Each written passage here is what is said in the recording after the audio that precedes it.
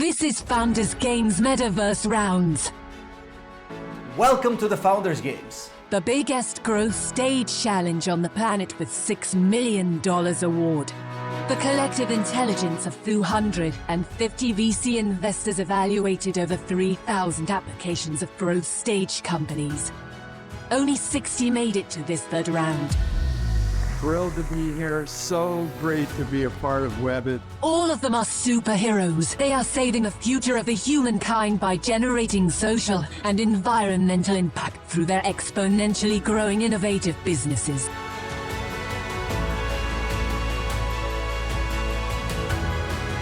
Welcome to the better future. Founders Game starts now.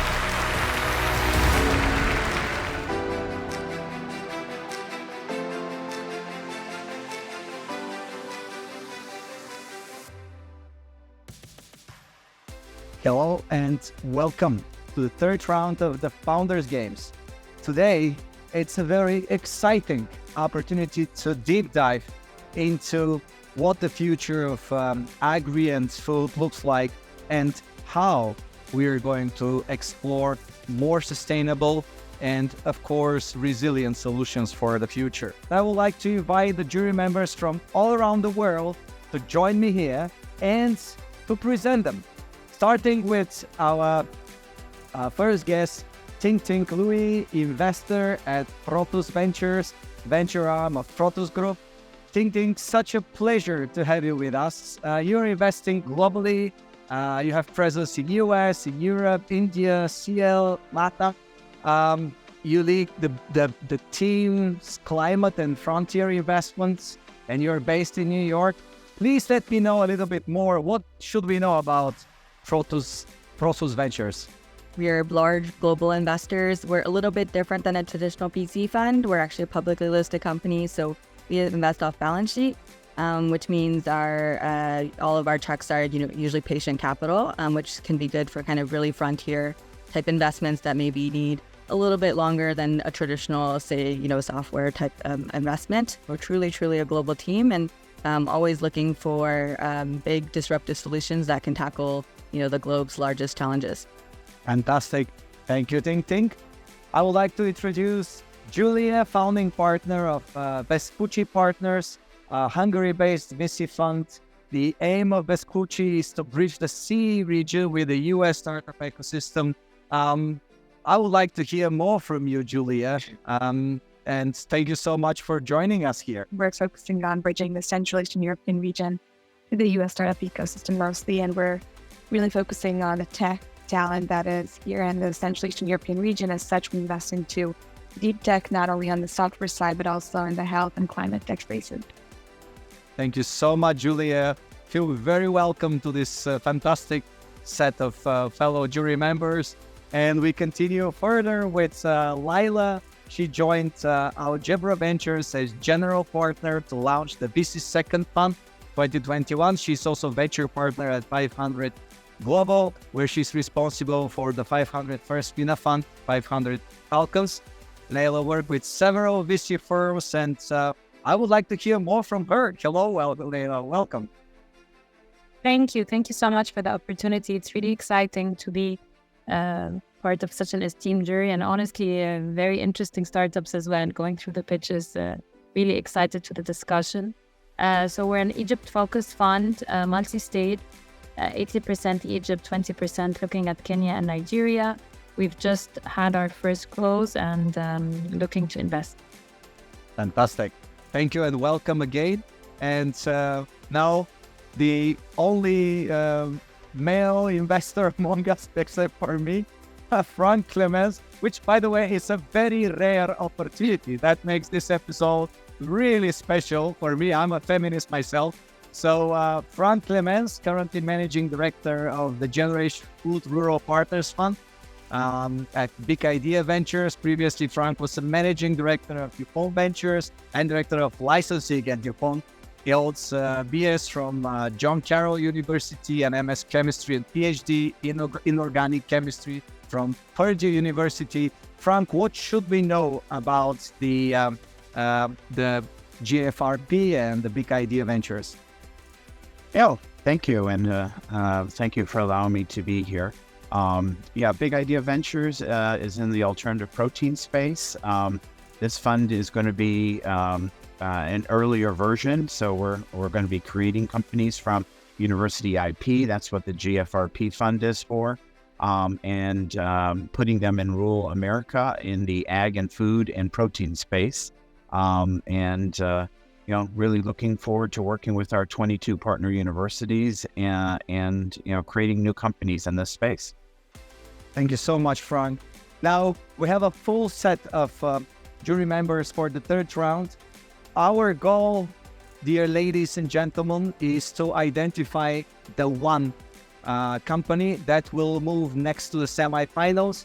And then after this, there will be only 5 companies that will make it to the finals to share the $6 million award. In total, over 3,000 companies applied for this second season of the Founders Games 2022.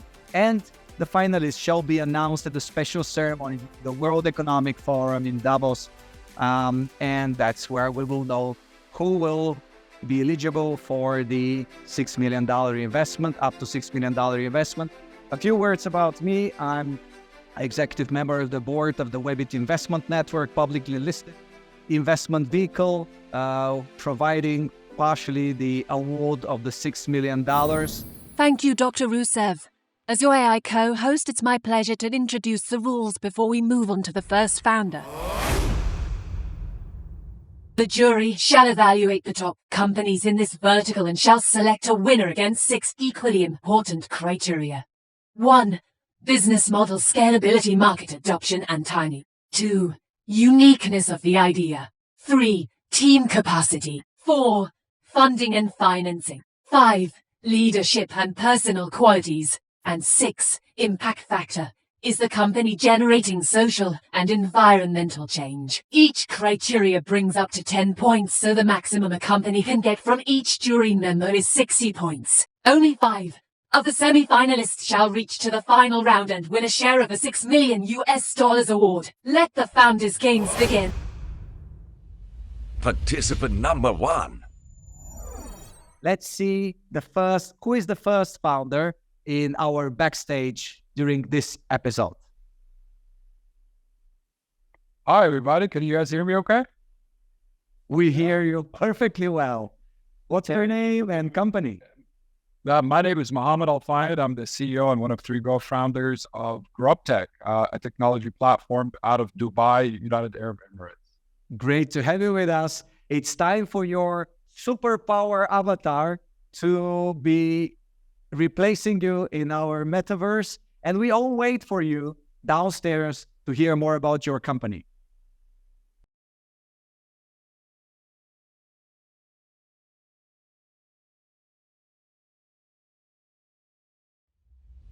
"60 seconds, pitch starting now."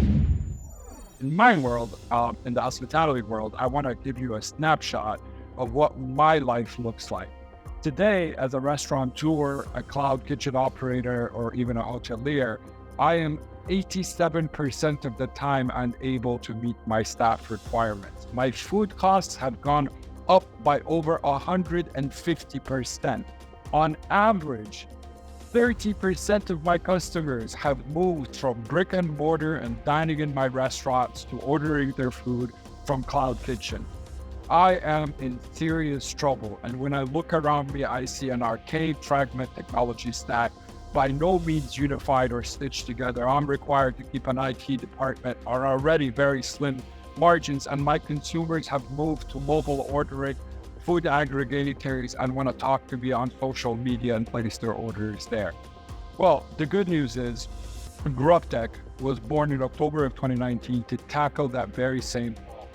Our obsession with the farm to fork journey for restaurants have led us to build a tremendous amount of technology. We started with where the consumer meets the restaurant, taking everything from the food aggregators to the point of sale to the inventory solution to what happens behind the back of the house. And now we're shifting our focus to the back of house of supply chain to restaurant and where there's inefficiencies there and how we can lend ourselves to help that community. Our FoodTech has been proven across 20 countries and thousands of restaurants to double sales, reduce the click-to-doorbell journey by over 25%, save you 20% on labor costs, and double your margin. We have done this across numerous jurisdictions and not across numerous countries. If I look at what we charge for our model, it's a flat monthly subscription fee, depending on what you need from our bouquet of modules to help your operation. We have 160 Grubsters who are entire focus in ensuring that we automate everything that happens from the placement of the order from a customer, whether in the brick and mortar world or the digital world, to how the farm supplies that operation. And we have been around for 3 years, and I'm happy to say our customers rely on us for mission critical systems and the data transparency that we give them to make data informed decisions, and have been absolutely growing with our organization to the tune of 130% net retention revenue. Ready for Q&A. Could you give us a better sense of, I guess, what features are on your platform? What really draws users in? You know, what are people actually using the platform for? And how are you acquiring them? We've taken the entire order lifecycle, whether it occurs in QSR format, in digital format from a food aggregator, and figure out where all the friction and manual labor is. So we've integrated and built rails into all the food aggregators and direct-to-consumer channels. So think of us as Olo from the United States. We have built a point of sale capable of multi-brand that serves cloud kitchens, single brands, your typical standalone restaurants, and the hotel industry. It's cloud-based, it's Android and iOS, and plays very nicely with our back of house solution, which includes everything from a kitchen display system, rails into last mile providers, a fleet management solution, a kitchen display system that shows you the black box of data that occurs in the kitchen. How we acquired our customers, where we were kind of fortunate and unfortunate to be born 4 months before the pandemic kicked. So to be honest with you, the first year and a half of our growth, we were just responding to inbound queries. Our customers are very large. 80% of our customers are enterprise arena. We power the world's biggest cloud kitchens, including the Reef Technology cloud kitchen operation in the Middle East, Delivery Heroes cloud kitchens in the Middle East, and basically many hotels like the Accor Hotel Group, movie theaters like Roxy and Vox Cinemas and others. So using these as referenceable accounts, we've tackled the medium space. So we're talking 25 to 50 locations, and we have numerous brands in the portfolio, including Subway, Dunkin' Donuts, California Pizza Kitchen, and others. And now we're making our way into the long tail as far as customer personas are concerned. It's a combination between channel partnerships, inbound lead generations from digital marketing, and outbound sales by boots on the ground. How do you compete with big ones such as cloud kitchens, and they have their own software in the US? So which markets are you targeting? How are you competing against your competitors? And what is your typical sales cycle? So how can you actually be in front of the market? Our typical sales cycle is approximately 60 days. All of our cloud kitchens currently in the portfolio, including the big boys, have acknowledged that buying is a lot cheaper than building your own technology stack, especially when you're operating across multiple jurisdictions. So this has given us a massive competitive edge and has brought them to the table to power their kitchens outside of their typical backyards like the US and Europe. Our markets right now of great interest is the GCC, the 6 countries there, and Southeast Asia, where we have clients in Malaysia, Singapore, Pakistan, Vietnam. Who are the current players in the market, and how do you differentiate yourself against them? And then would also love it if you can touch on kind of the revenue sources, because I think you have different streams, or is it purely subscription?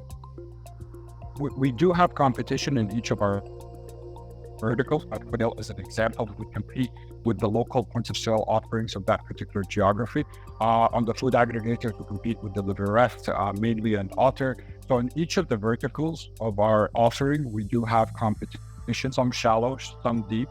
But what we really come to shine is the fact that we're all in one. We typically displace at least technology providers when we go into a restaurant. And the restaurateur is not fussed about where it broke. They just want one neck to choke, one person to call when something goes wrong to fix it. As far as our revenue stream, we have been over the last 3 years a SaaS company, as in we charge a monthly subscription fee. But as of late, we have started to tie up with payment providers in our backyard, where we started to see revenues coming in from a payment spread, similar to a Toast model, where we are acquiring a wholesale rate from the merchant providers and payment gateways and tacking on a slot premium to that as we displace what's already in the restaurants. I want to know your customer. Are you bumping legacy people? Are they using legacy providers, or are these your new customers? Is this the first time they're using a system like this? Depends on the persona. In the cloud kitchen arena, we are typically the first port of call. So we are going into a greenfield technology stack and outfitting the entire operation from scratch. With our larger enterprise guys like the Burger Kings and Dunkin' Donuts and Subways of the world, we actually complement the existing legacy stack as we are integrated with the typical ERP and point of sale landscape there, and we omnify them. So we give them capabilities to pay by QR code, order by QR code, and speak to other food aggregators without having to rip out what's already in place and spend some CapEx that isn't hard to come by right now.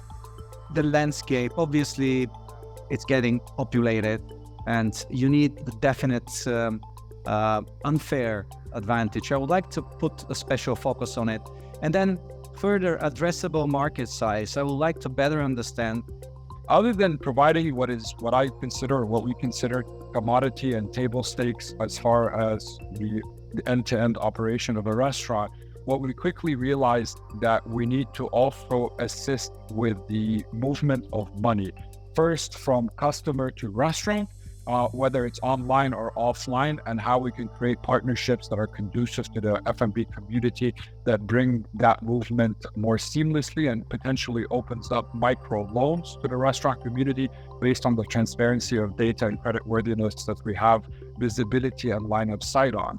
And then if I shift to the other side, which is supplier to restaurant, we see a tremendous amount of inefficiencies there, both from credit terms, movement of money, predictive replenishment on the supply chain required for a restaurant to be efficient, and how we can disintermediate that supply chain and create efficiency by reducing working capital and reducing wastage with the data that we've harnessed, which is over $200 million worth of food that we processed. Thank you, Zapsha. Could you maybe share some engagement metrics here, right? So, of your customers, how often are they using your platform? Do you have a sense of if they're using it for 100% of their operations? And then also, have you had any churn? If so, what's the reason for it? What is the churn rate? And also, what's the reason people are turning? Churn rate is hovering around 0.8%. Primary reason for churn is actually the termination of physical sites and or the failure of a particular brand within a cloud kitchen. Again, our cloud kitchens are relatively large, like the Reefs of the world. Some of these franchisee brands don't necessarily work in the locations that they need to work on, and the license is deactivated to do so. We are mission critical. We're very much like the power or the electricity of a restaurant. If we go dark, so does the restaurant. So we are used every single hour, every minute that the restaurant is active. What do you see as your exit potential? So it could be your potential acquirers. It's not a topic we spend a lot of time on, but we did have approaches by large PE companies. We have approached by other competitors that are willing to augment their existing technology stack with ours. We have been approached by some of our larger customers that wanted to create that technology as a proprietary competitive edge to them. But we've still got a really long way before we think about that. The moment of truth. Direct feedback from the jury. I like very much your business model. The next funding rounds will be about those that really generate high growth and those that are generating hopefully also profit. So I'll be interested to understand more if you are the one moving to the next rounds. And from what I've seen and your profile, congratulations to where you have reached for such a short time. Really interesting pitch. I know it's a space that we're at Prosus, we're actually very excited about. We have quite a few investments actually in food delivery. I think some of your partners that you mentioned, Delivery Hero and FoodTech.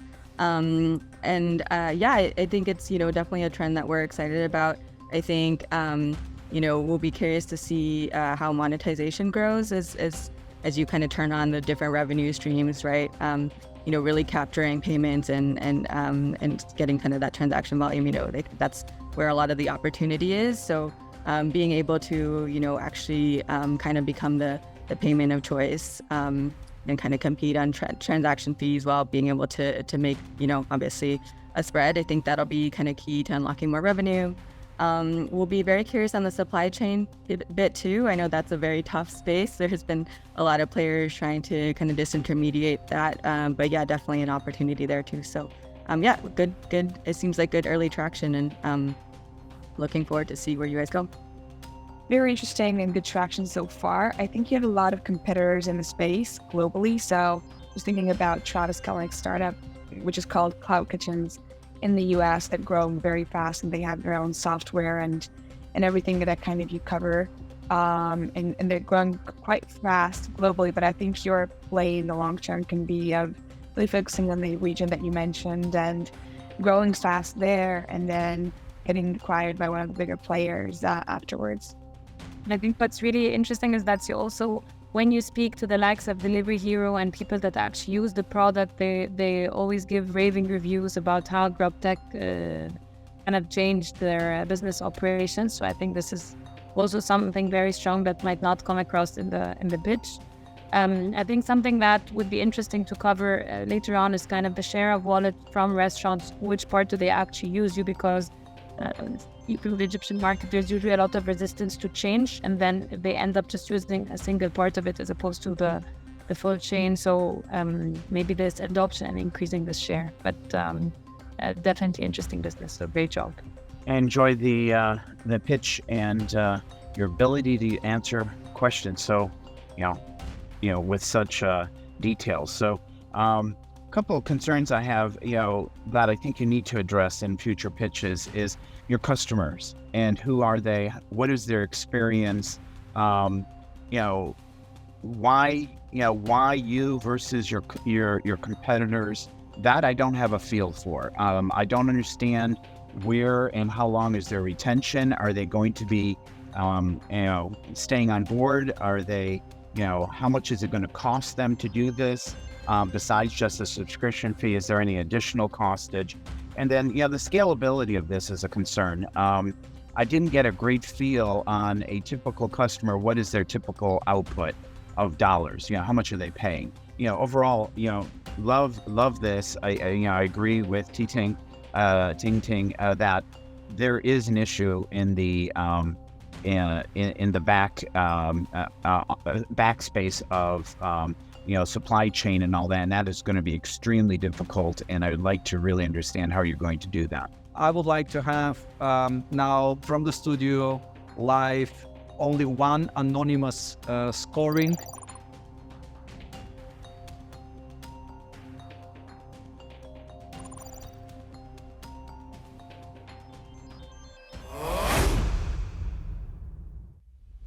Participant number 2. Let's see who is in the backstage. Hi, I'm Phaedra. I'm the founder and CEO of Spero Foods. And at Spero, we are a plant-based dairy technology. We build and produce dairy alternatives for the mainstream. Great. Thank you so much for joining us. You will be able to pitch your company and to answer questions just in a second.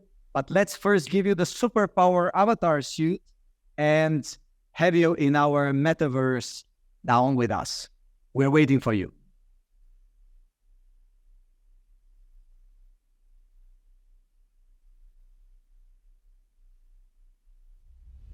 "60 seconds pitch starting now." As you may have seen, plant-based dairy products has proliferated over the past decade. We've seen the adoption of milk alternatives in the United States reach 15% of entire market share in retail.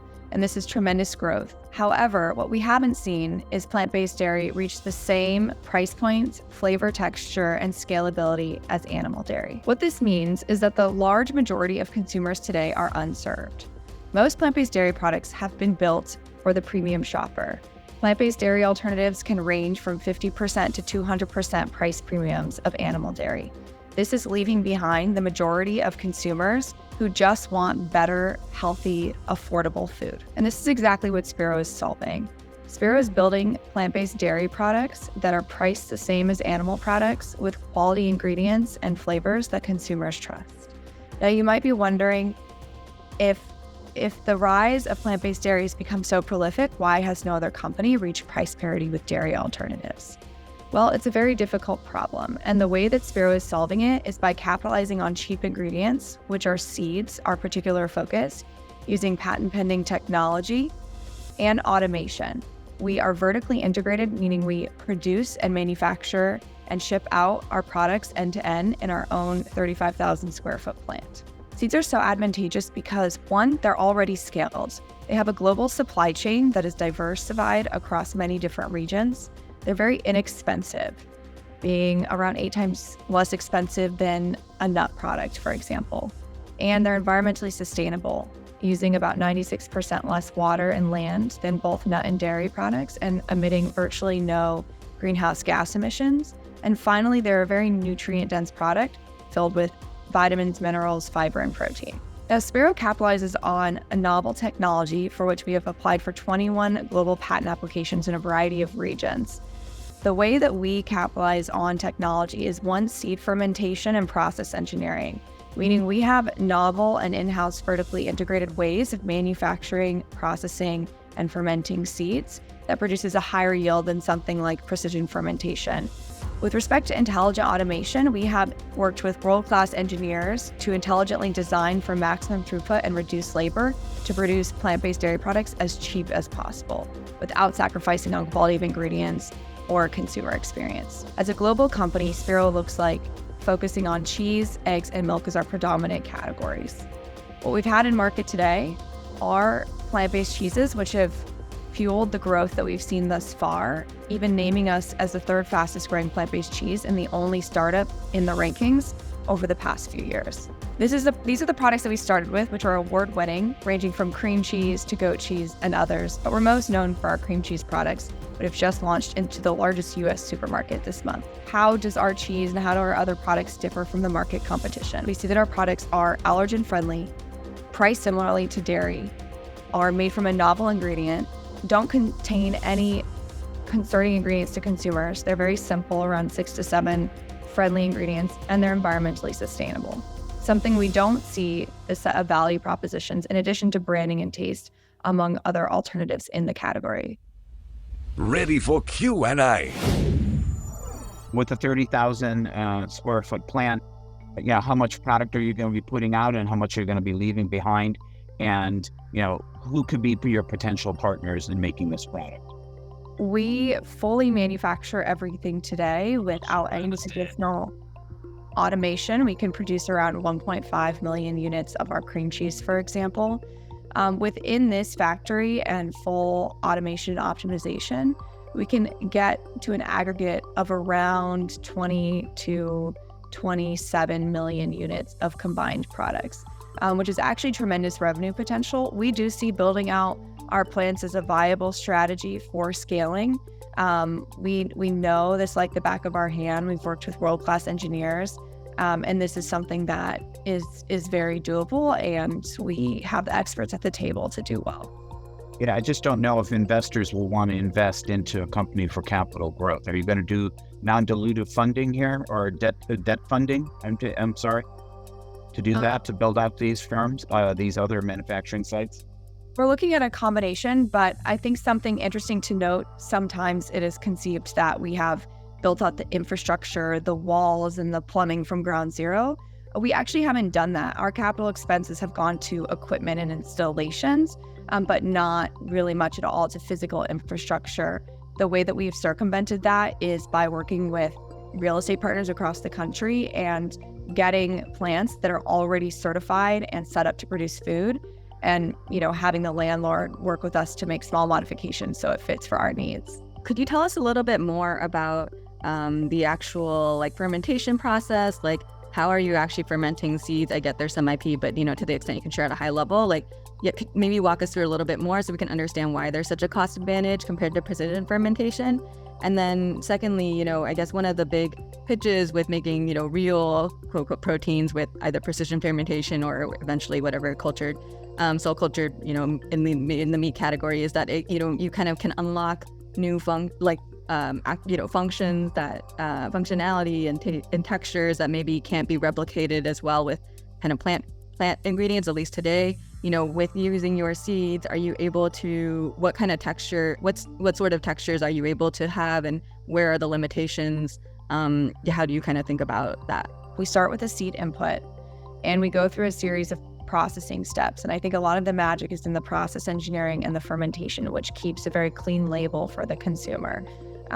We strip away a lot of the pigmentations that are native to seeds, a lot of the volatiles that are native to seeds, change the texture as well, so that in the end we get a product that is a closer color. Let's say you start with a very gray seed, get a closer color that's nearly white at the end, with a very neutral flavor palette, with a very creamy texture that makes it a better substrate for creating a yogurt or a cheese or a milk, etc.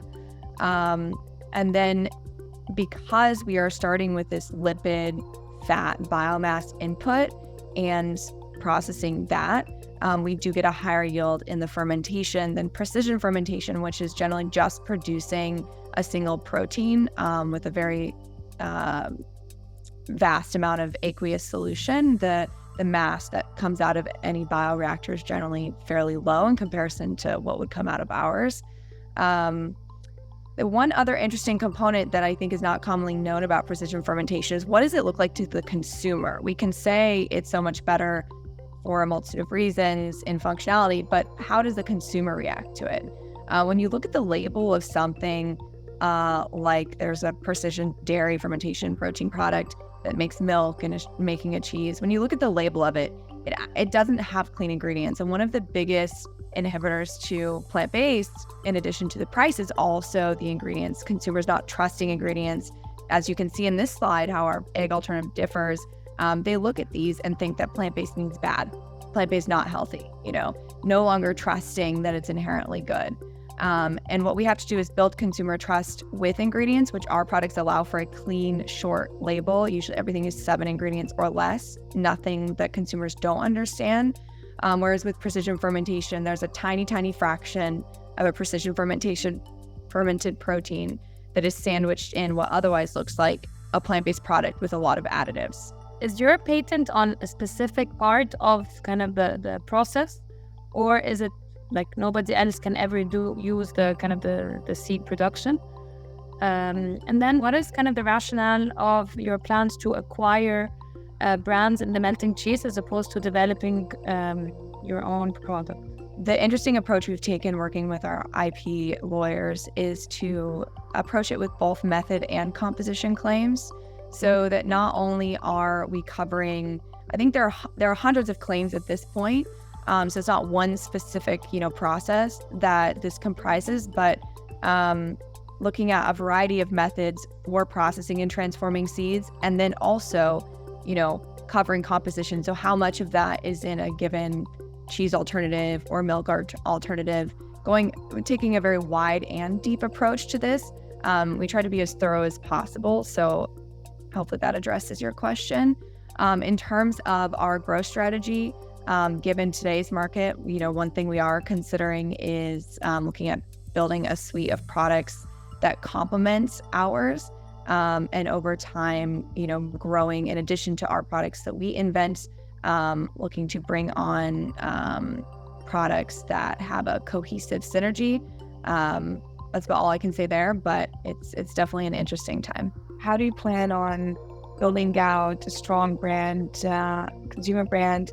How much money are you planning to spend on marketing, and what kind of marketing methods are you planning to use? The ways that we've built a consumer brand is a multifaceted strategy. One of the first and primary focal points is the packaging. It has to engage and resonate and bring forth the values of today's consumer. So we focus a lot on that and making sure that it's in line.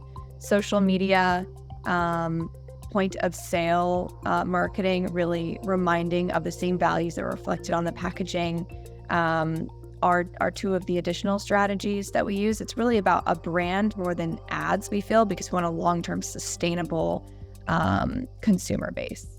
We look at total marketing sales budget to be around 17% of allocated to the fundraise, but that also includes brokerage and a few other things that might not be as commonly known that are specific to retail. What's the structure? What's your cost margin? And what's your profit margin, gross margin?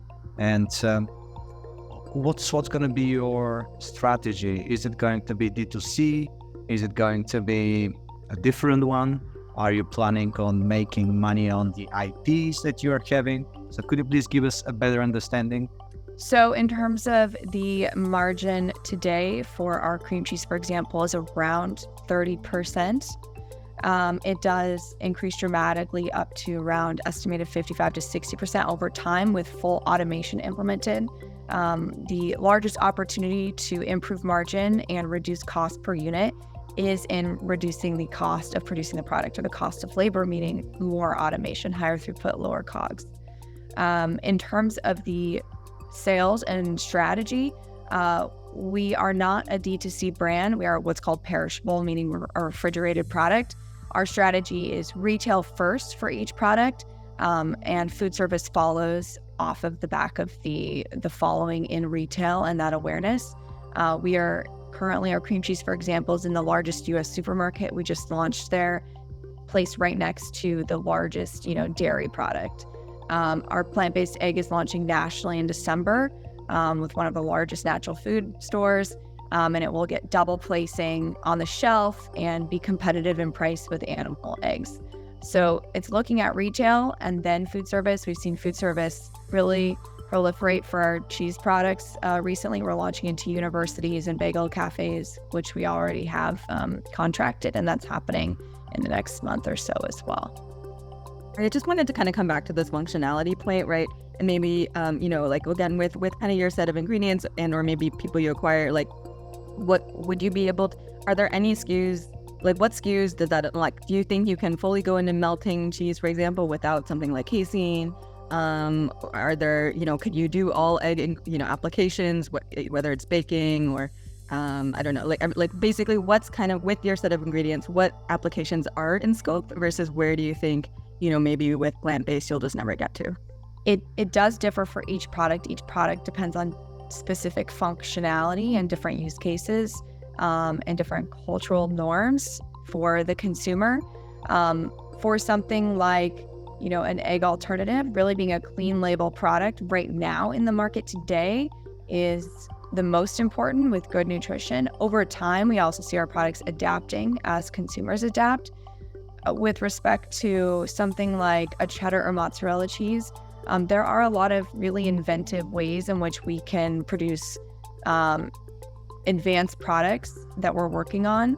And I'm confident that we can do so with plants and with clean label and without precision fermentation. But we haven't released, kind of how we're going to do that yet. Why are you going into eggs? And, your label, you have this lovely chart for labeling of your egg, but I don't see a corresponding chart of what's in your milk. That I did not see in your deck or, in this presentation today. It's a great point. Limited space is the reason, but I can tell you in our plain cream cheese, for example, it comprises sunflower seeds, water, small amount of coconut oil, natural flavors, salts, and cultures. And that's it. So it is very, very simple, and we put a lot of care and consideration into what we put on the label. In terms of why we went into eggs as well, you're right, different animal. Generally, consumers think of them as the same, and they're sold in the same similar sections in the same area in the store. Eggs are the fastest growing plant-based category by far. We're talking, 1,000% over the past 3 years compared to the highest next category, I think is around like 30 or 40%. And there is nothing that is being worked on or has come to market that is a clean label product. And we talked to our partners, we talked to retailers, and they expressed to us how they were looking for that. And it was clear that this was a very fast path to market and a big opportunity to offer consumers something that they weren't being offered, that they wanted. The moment of truth. Direct feedback from the jury. I think this is a really exciting space. It seems like there's a lot of tailwinds in the plant-based category, but at the same time, if you kind of look at the space more broadly, it's still a relatively small portion of, all like the total food market. And, we spend a lot of time thinking like, why is it cap? Is it price? Is it taste and texture?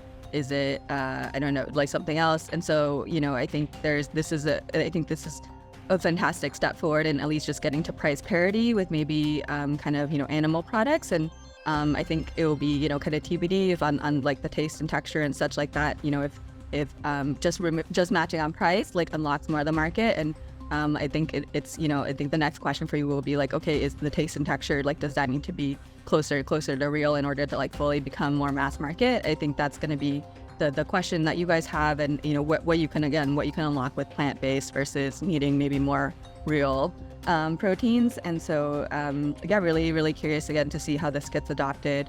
But yeah, overall really excited about where this goes. I think that retail is very hard. It sounds like you guys are already thinking about how to crack that and have great partnerships, which is an awesome sign because again, it's very tough to break in. So really, really promising that you've already signed on some big brands, and looking forward to trying it. Very exciting, both from a venture side and, personal as well. I can't wait to try it. And I'm also always looking for plant-based options. Back to Frank's point, I think, when you think about growing and scaling this company, manufacturing is going to be a really important part of it. And I don't necessarily see having your own manufacturing facilities as something that would be a smart move going forward. There could be reasons why you'd have that, but I think that's going to be one side that's very important. And on the other hand, what we talked about previously is retail can be difficult, and consumer taste overall is something that's tricky and it can change. So I think going forward, those are the two things that you kind of have to maintain and figure out. I love the idea that you're democratizing kind of the healthy food options. I think two things that kind of come to my mind, which is how fast are you able to adapt to consumer taste? Like, it seems that there's a lot of, I would think, and correct me if I'm wrong, a lot of R&D that needs to be kind of built in order to produce those products. But what happens and how quick are you to when you put something in the market and people, it could be as simply as that they don't like the taste, or kind of that, how quick you've already spent a lot of time in developing it. So how quickly are you able to react, and how close are you in tune with kind of the market reaction to that? This would be something good to come. I think, Phaedra, you have a story issue here.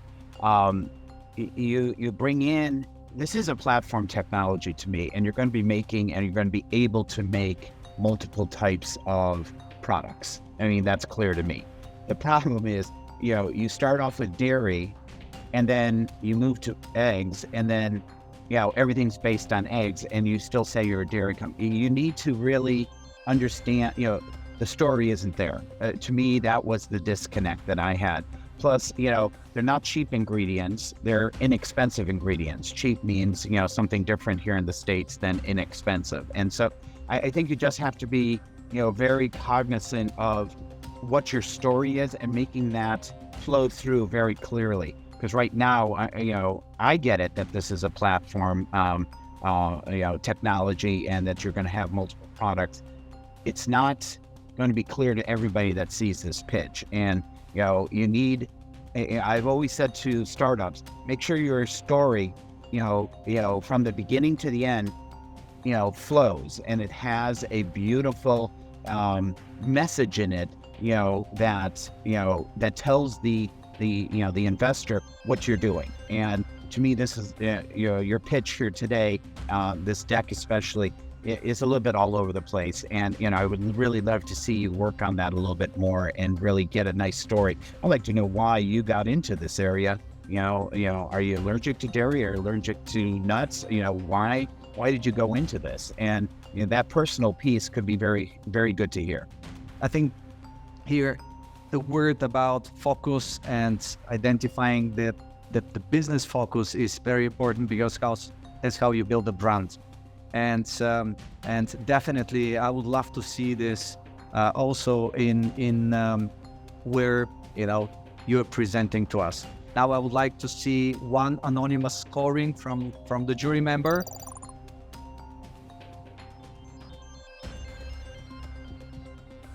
Thank you.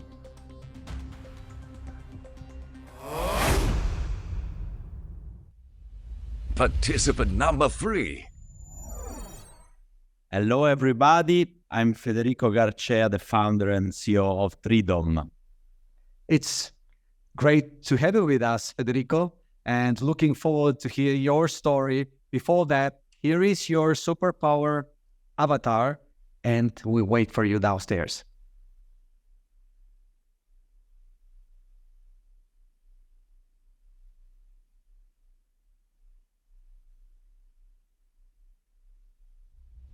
$60 seconds pitch starting now.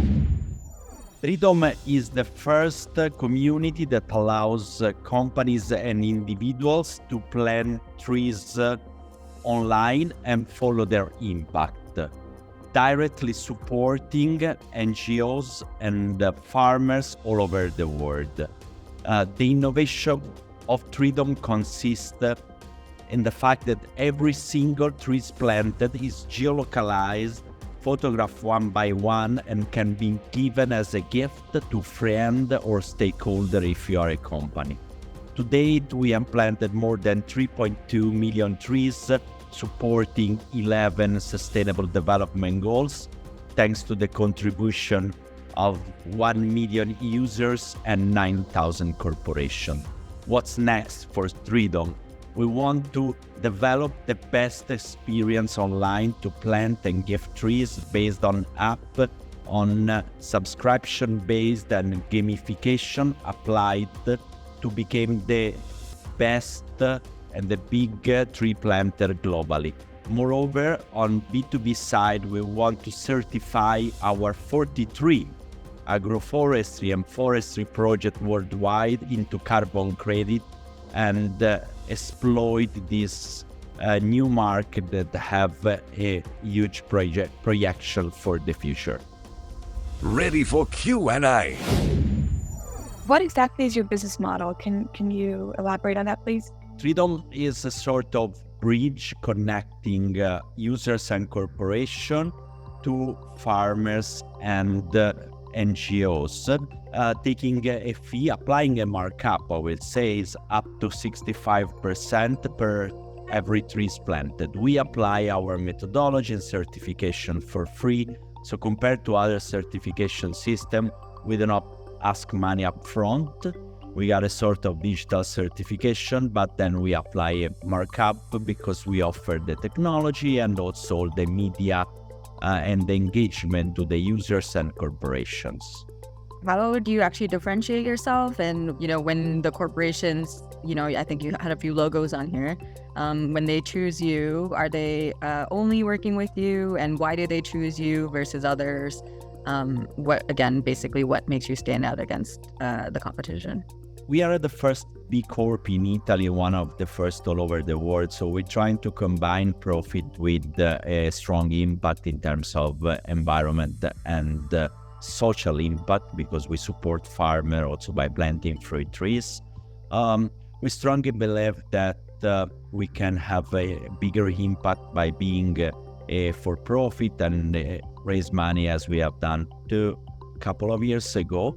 And compared to no profit or to other competitors, I always say that our competitive advantage is that we have created an alter ego of trees online. So thanks to the online platform, we provide the transparency to our actions and engagements, as you can give trees online, share on social networks, show your forest and your tree to your friend or stakeholder, and this allows a more engagement and more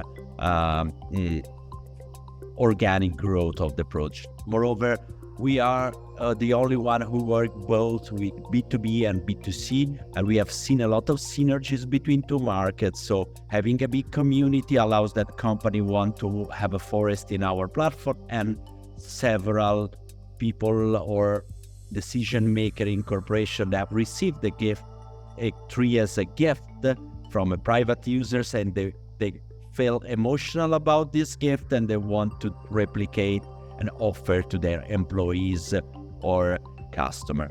Last but not least, we grow trees, not just planting trees. So we have a direct relation and partnership with local farmers.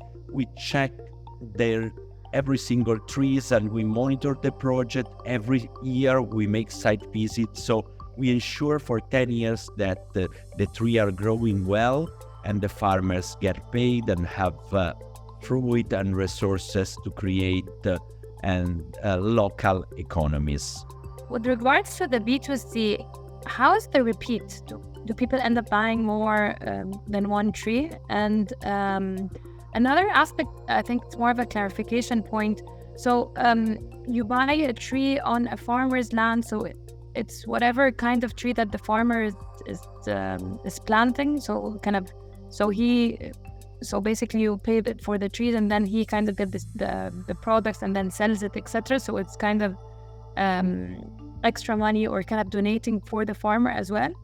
Our B2C market is basically an e-commerce of trees where you can choose, depending on the seasonality, you can choose the tree species and the country where to plant. So depending on the availability, and also the price may change depending on, you can plant a baobab in Tanzania or a cocoa in Cameroon or a mango in Thailand, for example. So this is basically today 80% of our users use Treedom as a gift, so it's one purchase. But we have just run a pilot project to change our product from this minimal viable product. We want to create a subscription project where people gift more trees with a lower price and more engagement, to create a forest and to gift trees on regular basis, to create a sort of exponential virality of the project. So this will be based in app, but this is one of the core project for the future, to develop the new project based on subscription. So the farmer is the one that sells the fruits and takes the money, etc. So you're contributing to the environment, obviously, with reducing carbon, etc. And you're also supporting the farmer because he gets the benefit of the tree, right? It's totally correct. He sells the. Yeah, it's totally correct. We have a bottom-up approach. So we ask to the NGOs and the farmers which tree species they want to plant and the price for plant and taking care of the trees. So then we apply a markup. So this money cover the cost for the nursery, for planting trees and for maintaining the trees. But you're right, the best income, the big impact for the farmers and the community is that they own the land, they own the trees, they own the fruit. I would like to understand better the survival rate of the trees. We are doing randomly check every year in every project. We have 11% mortality check, but in our contract, both with farmers and with the users and corporation, we replace every single trees planted, and moreover, we have a guarantee of 5% trees planted in every project that will be not sold, and is a guarantee for the upcoming mortality over the years. Who is buying these trees? Are the corporations buying these trees and they're giving you the money that you can pay back the farmers? The whole business model is not clear to me here at all. Where are you getting your money from? We have two revenue streams. On B2B side, we have a team of 30 sales all across Europe. They are proposing and receiving requests from corporations that want to create a forest on our website, meaning starting from 1,000 trees up to 400,000 trees. They plant trees to better communicate their sustainability. So they pay us, we create a forest online, And in most of the cases, they gift trees. So they have a forest and also gift every single trees to the forest to their stakeholder. Can be employees, customers, prospect, one product, one trees, depending on the initiative we support them in communicating. So we basically receive money from corporation, and then we send the money to the farmers and we take our part. Then on B2C side, we have a sort of e-commerce of trees. So we promote the idea of gifting trees during special occasions such as Christmas, St. Valentine's Day, for a newborn, for birthday, marriage. For every occasion, gift a tree is a sort of emotional gift, connect to people, can be done with 2 clicks online, and can be repeated over the time. Every time you have a last second gift, well, I gift the tree, I name the tree, I can write a virtual message on a tree, and I share the growth of the tree and the impact with a person I care to. The moment of truth. Direct feedback from the jury. I think we definitely need to, plant more trees in the world. And I think the space is crowded, right? I think there's a lot of NGOs and nonprofits and players like yourself trying to do this. I think the question is, how do you differentiate and, build a moat around this? I think also as you eventually scale and get bigger and bigger, the things to watch out for, at some point, people want actually carbon verification, right? Like going out there and, to your point, doing random checks and, 11% mortality rate, that's pretty significant, right? And maybe those are just the ones that you caught. Maybe there's other ones that you didn't, right? So how are you gonna, as you have more and more trees that you need to, especially if you do carbon credits, you need to, kind of guarantee a certain, permanence, right? And so how are you gonna kind of scale the operations to make sure that these are actually quality projects, these trees are not being cut down after 5 years, something like that, which, I think corporations will care more and more about if they're going to actually allocate a lot of money here. So, I think those will be kind of some of the big challenges. But overall, excited to get more trees out in the world. So glad you're working on it. It's a very important cause that you're working on. It is very crowded, and I think you have to figure out what your USP is. And I think what both Frank and I really pushed for in terms of your pitch is just understanding your business model much more. And I think when you pitch to investors, I think that's what you should focus on is, the overall your proposition and what you're doing is clear, but how you're making money off of this is not. And now for your fundraising, that would be my feedback, is implement much more what your business model is and talk much more about that.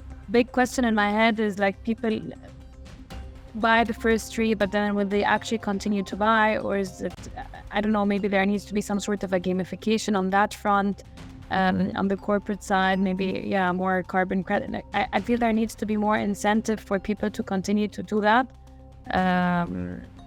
So that would be a kind of digging into the cohorts, I think would be something I would be interested to look at. Your explanation of how you're making money, you need to put into this deck, because that was very helpful once I finally figured out how you're making money. It wasn't extremely clear to me.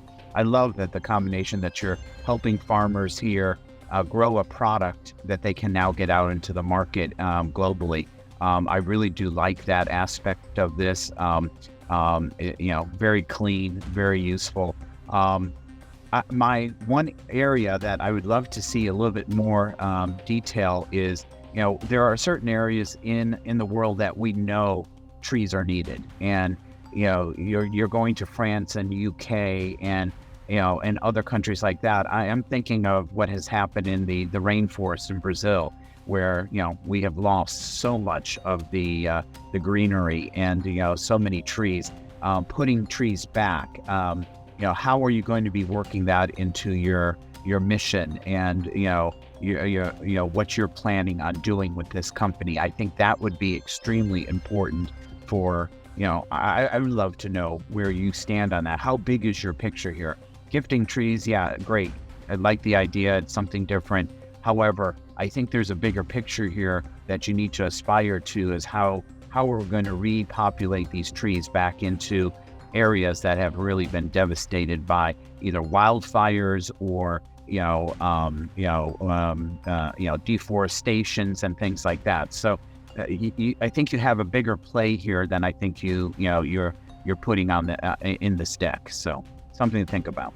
Yeah, we plant trees in the forested area. The France and Germany and UK are just selling market, not really planting market. I don't know. Probably I was not clear. Sorry.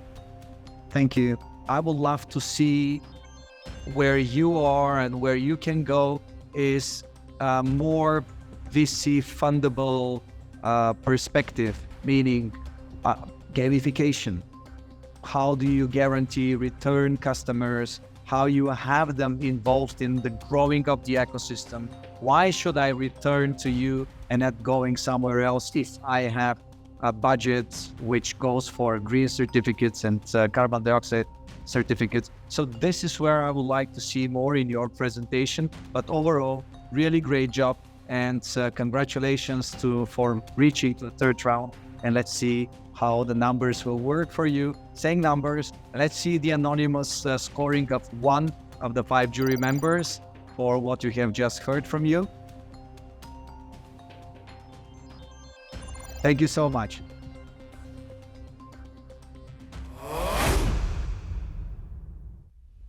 Participant number 4. Let's see who is waiting in the backstage. Hello, everyone. From Fazla, Turkey. Very nice to meet you, and I'm very happy to be here. It's a pleasure to have you with us. Thanks for joining. Congrats on making it to the third round of the Founders Games. And it's time for you to have your superpower suit. Oh, wow. I like your avatar.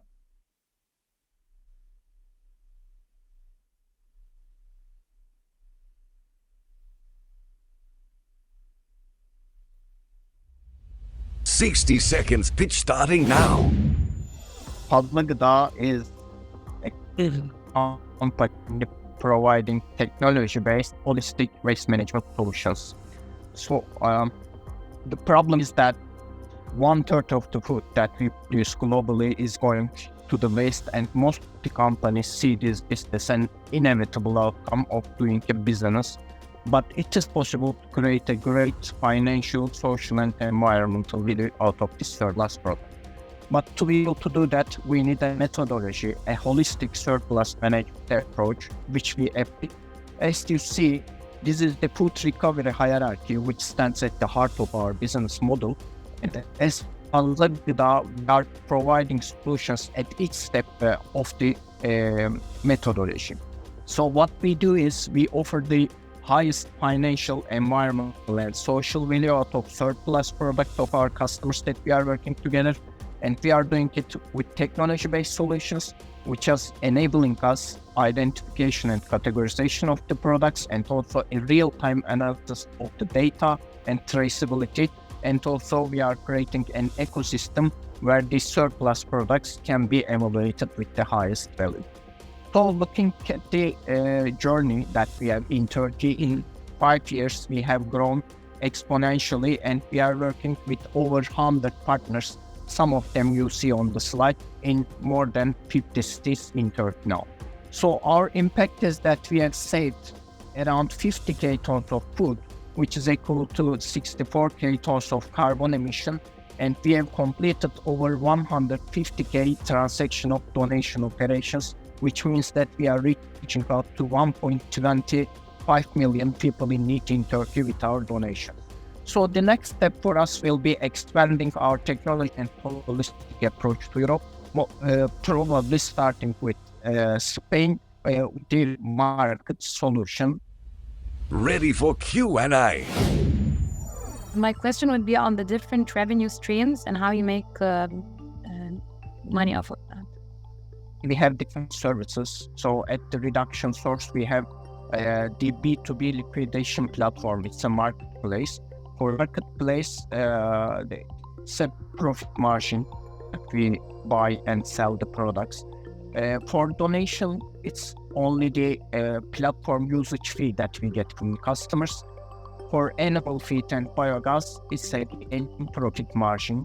it's a transaction that we run with the customers. Average margin for the B2B liquidation model, the average subscription price, just to get a sense of your pricing. So the underlying margin is around 30%.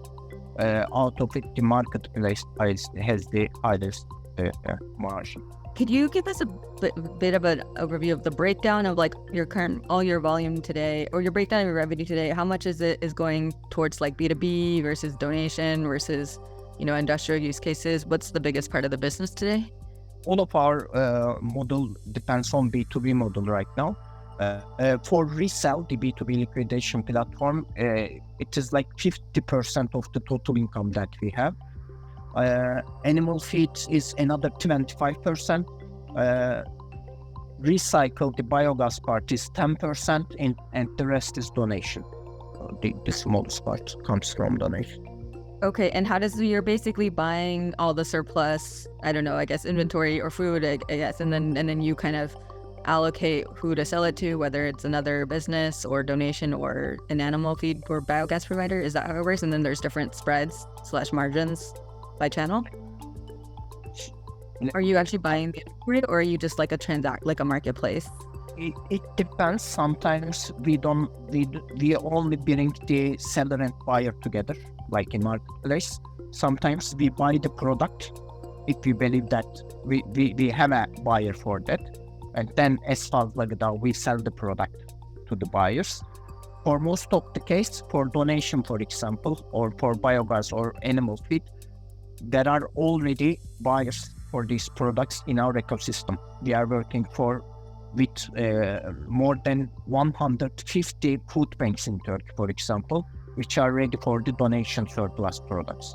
We are working with animal feed producers, farms, and biogas facilities, which are ready for those products.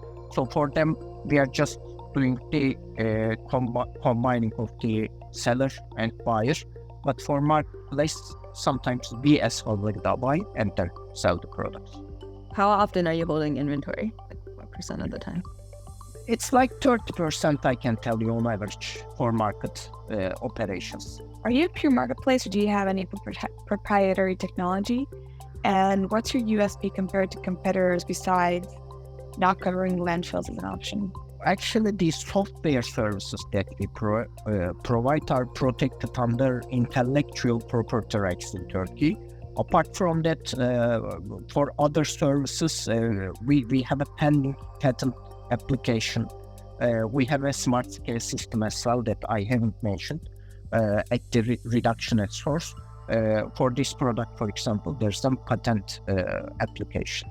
In terms of USP, I have to mention like 3 points. With the technology that we provide, we can integrate our own system with the SAP systems of the customers. So this is one unifier for us.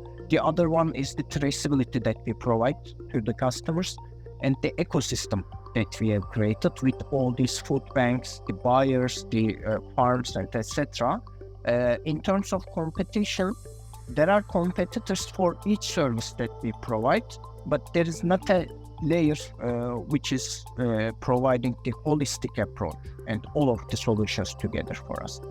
Is this the total addressable market of Turkey that you have reached, and how big is it per country, like Turkey, for example?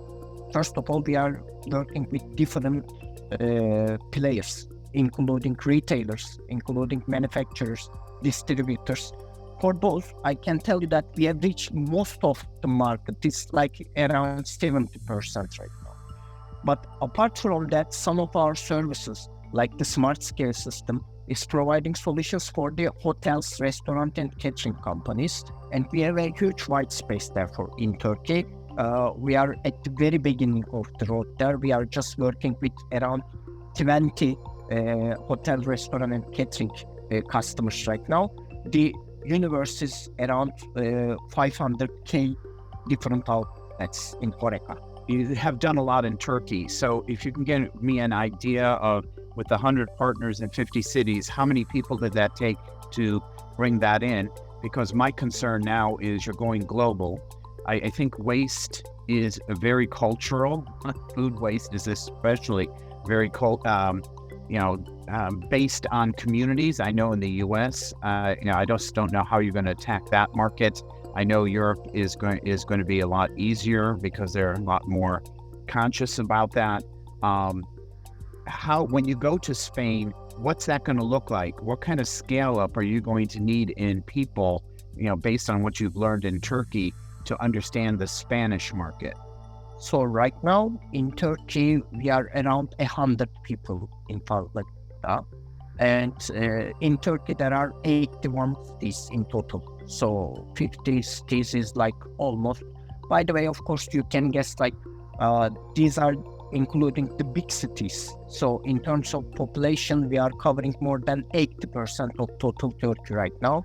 And we can run our operations with a team of 100 people. So if you go to Spain, yes, you are right. It's a cultural approach in terms of food base, but we are working mostly B2B, and the workflows of the companies are similar to each other, being in Turkey or Spain or another company. So therefore, the solutions that we are providing will be fitting the European market as well. We had a prior study in Spain, and it seems that we are going to start with the market solutions in Spain, where there is a gap, and we will be kicking it off with around 20 people. I need to remind that the technology team will sit in Turkey, so therefore the technology will be developed here in Turkey. We will be running the Spain business with a business team only. So therefore, kicking it off with 20 people will be enough. And is there a particular market that's, a particular group you're going to hit first? Which is the one that is showing you the most promise in Turkey?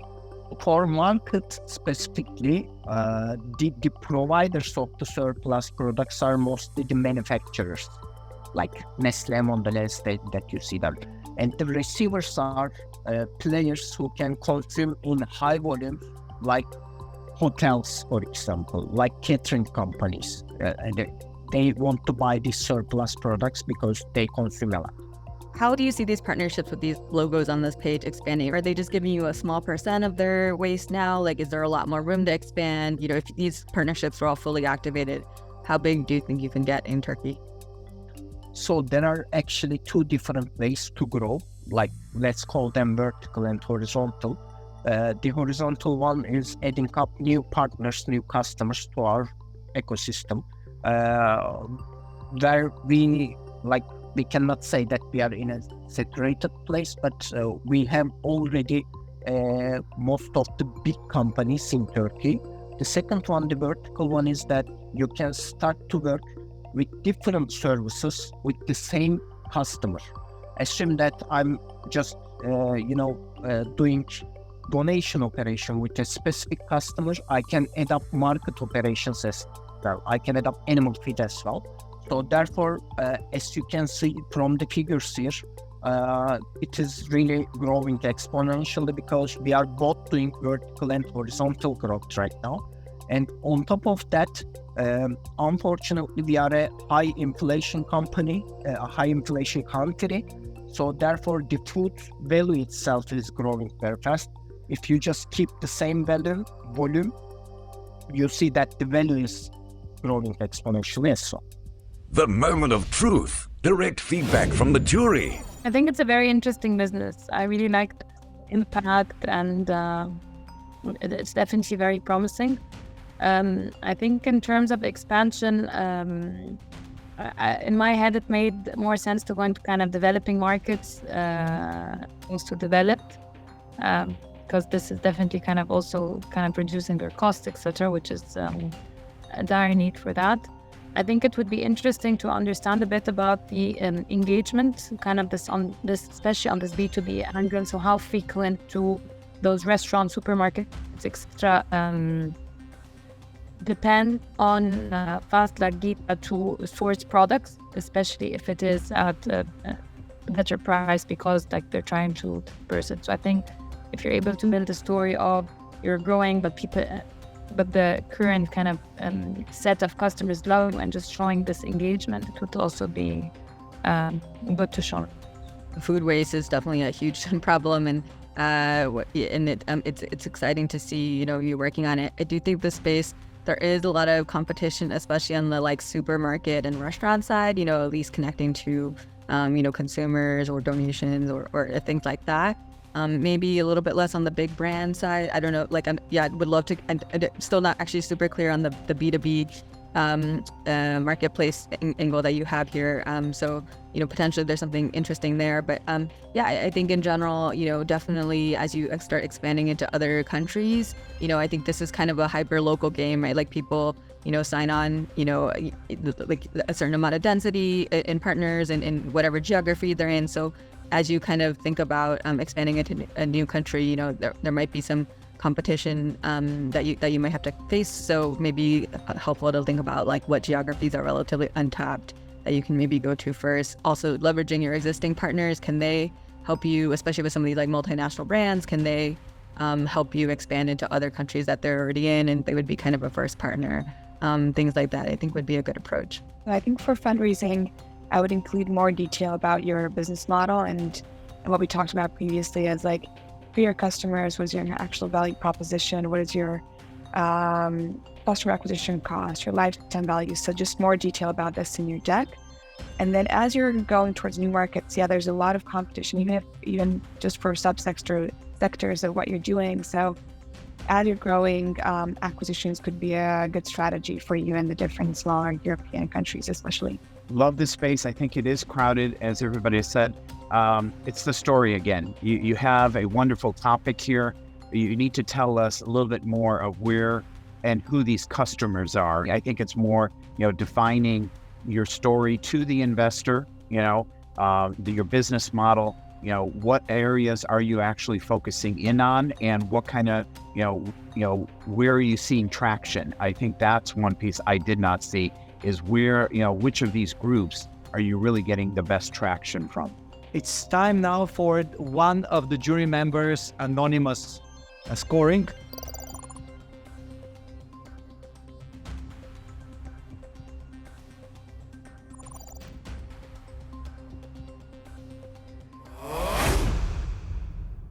And let's have the 4 participants already with us.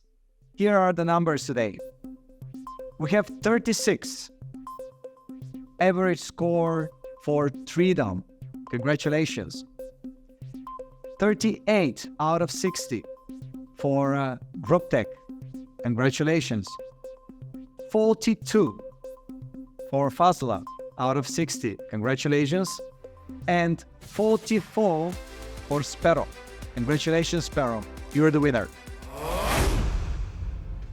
I thought it was very well organized, and I thought the feedback from the judges was very helpful and gave me insights to improve my pitch.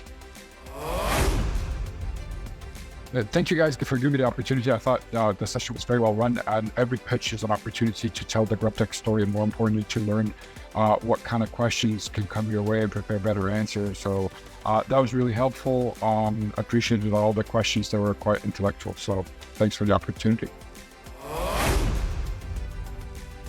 Yes, thank you for the opportunity. It's great to open our mind and look to approaching new market and receiving all your feedback. Thanks again and congratulations to the winners. First of all, it was fun. Thank you very much. I have learned a lot from other founders, first of all, and also from jury. So therefore, I appreciate this chance. Of course, I would be a bit more happy if we could win, but still it was fair. Congratulations to all the founders and to the winner especially.